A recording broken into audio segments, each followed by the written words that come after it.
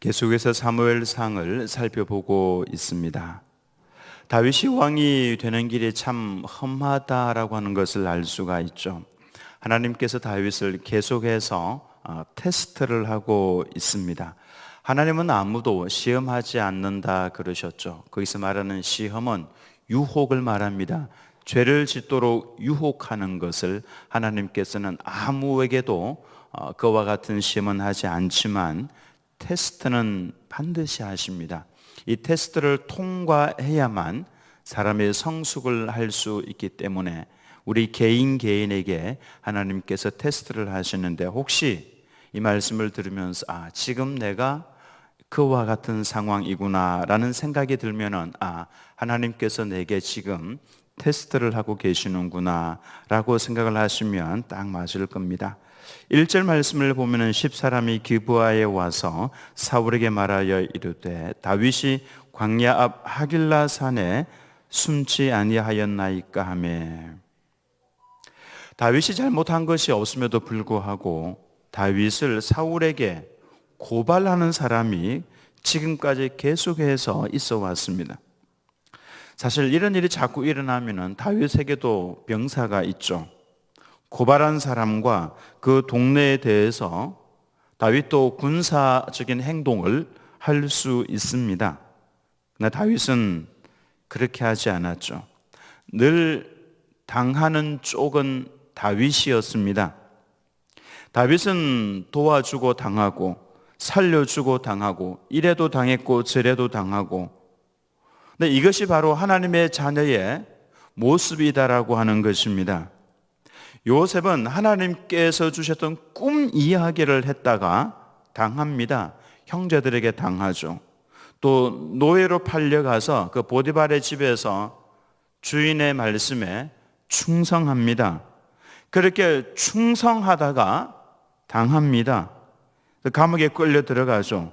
또 감옥에 가서 그곳에 끌려 들어온 환관장에게 선을 행합니다. 그리고 또 당하죠. 3년이 지날 때까지 이 환관장은 요셉의 그 꿈 해석대로 복직을 했지만은 요셉을 잊어버리고 있었습니다. 요셉은 이제 내가 이 애굽의 노예로 끌려와서 또 애굽에서도 감옥에 이렇게 들어가서 평생 여기에서 썩는 것 아닌가. 그런데 때가 있습니다. 우리가 아는 노래 중에 이런 노래, 쨍하고 해뜰 날 그런 노래가 있죠. 내가 늘 어두움 가운데 살고 있을 줄 알았는데 어느 날 보니까 쨍하고 해가 뜨는 때가 있더라고 하는 것이죠. 어쩌면 이 성경 말씀과 그렇게 유사한지 모릅니다. 진짜 그렇습니다. 하나님의 사람은 선을 행하면서도 당합니다. 그리고 또 변함없이 선을 행하고 있음에도 불구하고 또 당하고 그럴 때가 있습니다. 요셉은 잘못한 것이 하나도 없음에도 불구하고 계속해서 당하기만 했습니다. 그런데 때가 되니까 요셉이 내려갔던 것만큼 하나님께서는 올려주시는 것이죠. 그러니까 그 당하던 그 때를 하나님께서는 유심히 보고 계시면서 그때의 죄악과 더불어서 타협을 하지 않고 그때의 하나님을 바라보고 있는가? 네가 이러한 상황에서도 나를 의지하고 내 말대로 순종하고 있는가? 하나님께서는 그걸 딱 보고 계시다가 오케이, 합격을 하고 나면은 바로 위로 이제 올려주시는 거죠. 그때는 하나님께서 테스트를 하고 계신다라고 생각을 하면은 딱 맞다라고 하는 것입니다. 그때 만약에 불신자들처럼 똑같이 난리를 하면 안 된다라고 하는 것입니다. 이 테스트 기간은 하나님께서 하나님의 백성을 성숙시키는 과정이다라고 생각을 하면 맞습니다. 그래서 그 기간 중에는 특별히 더 조심해야 됩니다. 그 기간을 이겨나가면 성숙하는 것이고 이겨내지 못하면 또 반복을 하게 되는 것입니다. 그래서 그 기간 중에는 기도하면서 하나님의 뜻을 잘 살피는 것이 잘하는 것입니다. 억울해도 참고 기도하고 있으면은 하나님께서는 그 억울한 일을 당했던 것만큼 갚아주신다라고 하는 것이죠. 사실 다윗이 잘못한 건 없습니다. 블레셋이 쳐들어오면은 다윗은 목숨 걸고 달려가서 구해 주었습니다. 구해 주었는데 그 사람들에게서 또 배신을 당하는 것이죠. 사람들이 다윗이 여기에 있다라고 신고를 합니다. 그럼 그 그일라 사람들은 다윗을 보호를 해주는 것이 아니라 다윗을 사울에게 내어줄 것이라고 하나님께서 말씀을 하셨죠. 그래서 다윗은 그들을 떠나서 갑니다. 손에 칼이 있었지만은 자신을 배반할 그 그일라 사람들을 두고 자신이 떠나가는 것이죠. 10사람이 사울에게 다윗이 숨어 있는 곳을 또 고발했습니다. 사울이 상비군 3,000명을 이끌고 다윗을 잡으러 내려왔죠. 이 3,000명은요, 그냥 보통 군사가 아니라 이스라엘 전역에서 날고 기는 병사들을 모집을 한 겁니다. 보면은 이 병사 사울이 병사 자신의 최정예병으로 이렇게 들어오게 한 것이죠. 그래서 이 3,000명은 보통 군사와는 좀 다릅니다. 다윗에게 있는 600명의 군사와 이 최정예병 3,000명이 붙으면은 싸우나 마나한 것이죠. 그러니 다윗을 따르는 병사들이 얼마나 두려웠겠습니까? 싸움이 상대가 되지 않는 싸움이죠. 근데 이런 상황에서 가만히 보면은 하나님께서 알게 모르게 간섭을 하고 계시는 것을 알 수가 있습니다. 5절 말씀을 보면은 다윗이 5절 말씀에 다윗이 일어나 사울이 진친 곳에 이르러 사울과 넬의 아들 군사령관 아브넬이 머무는 곳을 본즉 사울이 진영 가운데에 누웠고 백성은 그를 둘러 진쳤더라. 다윗이 자신을 잡으러 온 사울 왕을 이렇게 한번 살펴보러 가니까 진을 치고 있는데요, 사울이 진영 한가운데 누워서 잠을 자고 있습니다. 그리고 3,000명의 병사들이 사울을 삥 둘러서 진을 쳤다고 했는데 진을 치고 그들 모두가 다 자고 있었습니다. 7절을 보시면 다윗과 아비새가 밤에 그 백성에게 나아가 본즉 사울이 진영 가운데 누워 자고 창은 머리 곁 땅에 꽂혀 있고 아브넬과 백성들은 그를 둘러 누웠는지라. 다윗은 병사들 많이 데려가지도 않고요, 딱 한 명만 데리고 갔습니다. 아비새와 다윗 둘만 가서 정탐을 해서 보니까 다 자고 있었어요. 근데 군인들이 야전에 나가서 이렇게 다 잠을 자는 경우는 없습니다. 반드시 불침번을 세우죠. 잠을 잔다 하더라도 불침번을 세워서 왕을 보호를 해 주어야 합니다. 근데 이 병사들이 다 같이 잠을 자고 있다는 것은 이건 아주 특별한 경우입니다. 당시는 아무도 알지 못했는데 사무엘상 이 성경 말씀을 기록한 저자가 살짝 언급하고 지나가는 부분이 있습니다. 12절 말씀인데요, 12절에 다윗이 사울의 머리 곁에서 창과 물병을 가지고 떠나가되 아무도 보거나 눈치채지 못하고 깨어있는 사람도 없었으니, 사실 이런 일은 있을 수 없는 겁니다. 이는 여호와께서 그들을 깊이 잠들게 하셨으므로 그들이 다 잠들어 있었기 때문이었더라. 이 병사들이 다 잠이 들었던 이유가 있었는데 다윗은 몰랐겠죠. 그런데 이 말씀을 기록했던 저자는 하나님께서 알게 해주셔서 기록을 했습니다. 그 이유가 바로 여호와께서 그들을 깊이 잠들게 하셨다고 했습니다. 즉, 이 상황을 하나님께서 만드신 것이죠. 다윗이 이 상황에서 어떻게 하는지를 보고자 하셨던 것입니다. 하나님께서 사실은 사울 왕이 광분해 있고 3,000명의 병사를 데리고 다니면서 다윗의 숨통을 점점 쪼여오고 있는 이런 상황에서도 하나님께서 개입을 하고 계시는 것을, 약간씩 개입하고 계시는 것을 알 수가 있습니다. 그러므로 역사가 아무리 어둡게 진행이 된다고 할지라도 우리는 낙심을 할 필요가 없습니다. 하나님의 백성들의 시선이 하나님만을 딱 바라보고 있으면은 절망을 할 필요가 없고요, 낙심을 할 필요가 없습니다. 하나님께서 개입을 하고 계시기 때문에 그런 것입니다. 상황이 아무리 힘들게 또 절망적으로 흘러간다고 할지라도 거기에 유심히 살펴보면은 하나님께서 개입을 하셔서 그 속에서 일해 나가고 계시는 것을, 사실 사람은 잘 느끼지 못할 수 있지만은 이게 있다라고 하는 것입니다.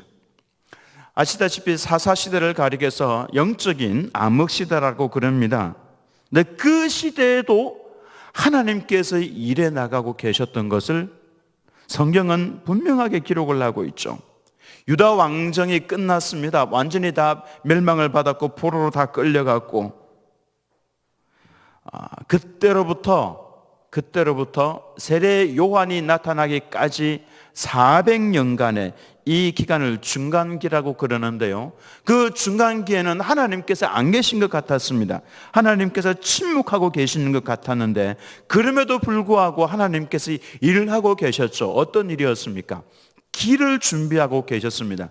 복음이 로마를 통해서 전 세계로 흘러갈 수 있는 길을 주님께서, 하나님께서 그 400년간의 중간기, 이 침묵 시기에 하나님께서 일하고 계셨다라고 하는 것입니다. 중세 시대를 가리켜서 암흑 시대라고 그럽니다. 그때도 하나님께서 일하고 계셨죠. 도무지 하나님께서 보이지 않았던 그 어둠 시대에도 하나님께서는 보일 듯 말 듯 하면서 일하고 계시면서 순수한 복음이 흘러갈 수 있도록 그렇게 역사를 하고 계셨다라고 하는 것입니다. 마지막 시대는 더 어두울 겁니다. 이제 영적인 성도들은 이 시대가 어떻게 흘러가는지를 조금씩 볼 수 있어야 합니다. 지금까지 우리가 신앙생활을 해왔던 것처럼 자유를 누리면서 정말 편안하게 자녀들을 기르면서 양육을 하면서 그렇게 신앙생활할 수 있는 때가 계속 진행이 될까? 아니면은 정말 역사의 그 마지막 때의 어둠의 시기가 찾아올까? 우리는 이 모든 것들을 생각을 하면서 준비를 해야 합니다. 아마도 마지막 그 시대는 정말 지금 그 어떤 시대보다도 더 어렵고, 그리고 환란이 전 세계 지구적으로 다 일어나게 될 것입니다. 요한계시록에 보면은 전 세계에서 순결하게 신앙생활을 끝까지 유지하려고 하는 성도들은 목을 뱉는 그런 시기가 올 것이다라고 말씀을 하고 있죠. 우리는 그때는 내 때는 절대로 아닐 거야, 그렇게 생각을 하시면 안 됩니다. 우리는 늘 언제나, 오늘 우리 소망부 어르신들 찬송을 하셨던 것처럼 그날 주의 천사가 마지막 나팔을 불 때 내 이름을 부르고 우리 모두가 주님께로 올라갈 수 있는 그날을 우리는 준비하면서 사모하면서 기다리는 신앙을 가지고 있어야 된다라고 하는 것입니다. 나 때는 괜찮을 거야, 평안하다, 그 신앙생활은 잘못됐다라고 하는 것이죠. 마지막에는 정말로 큰 환란들이 있을 겁니다. 사탄이 자신의 때가 얼마 남지 않았다라고 하는 것을 알기 때문에, 그래서 전 세계 이 정치를 등에 업고 사탄을 등에 업은 이 정권이 전 세계에서 하나님을 경외하며 섬기는 성도들을 핍박할 때가 오고 있다라고 하는 것입니다. 그래서 우리는 언제나 예수님의 재림을 준비하면서 살아야 합니다. 근데 그때도 하나님께서는 일하고 계실 겁니다. 중요한 것은 어떤 역사 속에서도 하나님께서는 하나님의 백성들을 위해서 길을 열고 계신다라고 하는 것입니다. 우리가 눈치를 채든지 못 채든지 하나님께서는 하나님의 그 일들을 행해 나가실 것입니다. 그러니 낙심할 필요가 없다라고 하는 것이죠. 아비새의 말처럼 사울 왕을 한 번만 찔러도 상황이 종료가 될 수가 있습니다. 그러나 다윗은 그 쉬운 길을 택하지 않았습니다. 쉬운 길을 택하지 않고 어려운 길, 기약이 없는 길, 언제까지 내가 이렇게 도망을 다녀야 되는지 기약이 없지만은 하나님의 말씀에 순종하는 길을 선택을 했다라고 하는 것입니다. 하나님께서는 바로 그 장면을 유심히 보고 계셨습니다. 하나님께서 기름 부어서 세우신 왕을 내가 손을 들어서 죽이는 것을 하나님께서 금하고 계시니까 아무리 좋은 기회를 하나님께서 주셨다 하더라도, 아무리 좋은 기회가 내게 다가왔다고 할지라도 나는 손을 대지 않겠다. 이게 답이었습니다. 하나님께서 그 모습을 딱 보시면서 오케이 하셨죠. 맞습니다. 우리가 아무리 어렵고 아무리 시간이 많이 걸린다고 할지라도 길을 잘 선택을 해야 합니다. 하나님 보시기에 오케이 할 수 있는 그 길, 하나님께서 그래 네가 잘했어 라고 할 수 있는 그 길을 선택을 해야 된다라고 하는 것이죠. 다윗이 바로 그와 같은 하나님의 길을 선택을 했을 때에 놀라운 일이 일어났죠. 하나님께서 사울 왕의 입을 통해서 다윗에게 말씀을 하셨습니다. 이 말씀은 사울의 입을 통해서 했지만은 하나님께서 다윗에게 알려주신 말씀입니다.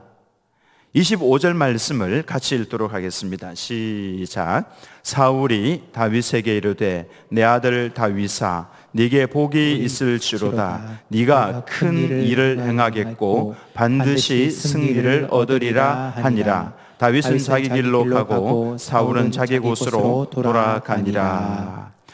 사울이 다윗에게 뭐라고 그럽니까? 원수와 같은 사람 아닙니까? 뭐라고 이야기하냐면 내 아들 다윗아 네게 복이 있을지로다. 네가 큰 일을 행하겠고 반드시 승리를 얻으리라. 이 말씀은 사실 하나님께서 다윗에게 하고 싶었던 말씀입니다. 하나님께서 다윗에게 내 아들 다윗아 네가 복이 있다. 네가 앞으로 큰 일을 행할 것이고 반드시 승리를 얻을 것이다. 이 놀라운 말씀을 하나님께서 직접 하시지 않고 원수였던 사울 왕의 입을 통해서 하셨다라고 하는 것입니다. 얼마나 놀라운 일입니까? 다윗이 힘들고 기약이 없어도 하나님의 길을 선택을 했을 때 하나님께서 주신 복이다라고 하는 것입니다. 원수의 입에서 이런 말이 나왔다면 그는 승리했다라고 보시면 됩니다. 이제 우리의 삶 가운데서 왜 나만 자꾸 가지고 그러시냐고, 왜 나한테만 자꾸 그러시냐고, 나는 이래도 당하고 저래도 당하고 왜 나만 참아야 되고 여기서도 참아야 되고 왜 나만 자꾸 주저앉아야 되고, 그런 상황이 만약에 있다면 그 상황은 바로 하나님께서 나에게 주신 상황이다. 나를 테스트하고 있는 상황이다. 나를 더 잘하도록 하기 위해서, 성숙하도록 하기 위해서 하나님께서 내게 주신 것이다 라고 생각을 하시고, 바로 그와 같은 상황에 더 많이 기도하고 더 하나님을 바라보면서 하나님께서 원하시는 길 위에 서서 주께서 원하시는 그 길 걸어가시기를 예수님의 이름으로 축원합니다. 그러면 하나님께서 놀라운 길, 원수의 입에서도 축복의 말씀을 허락을 해주시는 이런 은혜가 있게 될 줄로 믿습니다. 하나님 앞에서 이와 같이 살아가시는 우리 들은교회 모든 성도님들 다 되시기를 예수님의 이름으로 축원합니다.